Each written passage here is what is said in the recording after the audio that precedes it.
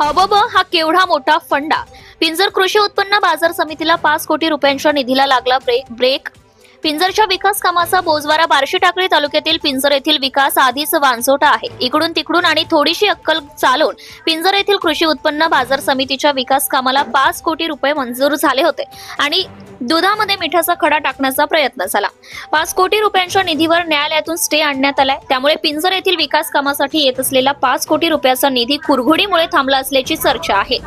सर्वसाधारण नागरिकाला आणि शेतकऱ्याला राजकारणाचे काहीही घेणे देणे नाही. विकास होणे हा महत्त्वाचा विषय आहे, परंतु ह्या दाव्यामुळे पिंजरला येणारा 5 कोटी रुपयांचा निधी थांबला आहे ही फार मोठी शोकांतिका आहे.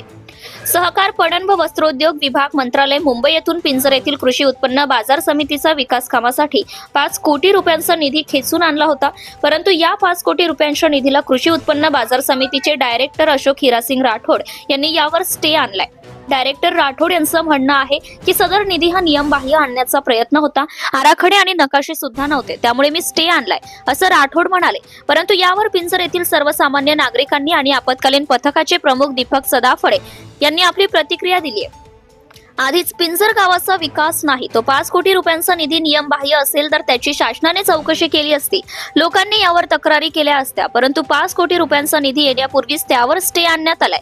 म्हणजे लग्न झाल्यावर हनीमूनचा कार्यक्रम रद्द झाला असं म्हटल्यास काही वावगं नाही.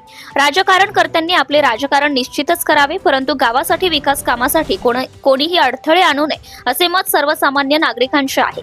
आता यावर काय तोडगा निघेल हे सध्या तरी सांगता येणार नाही.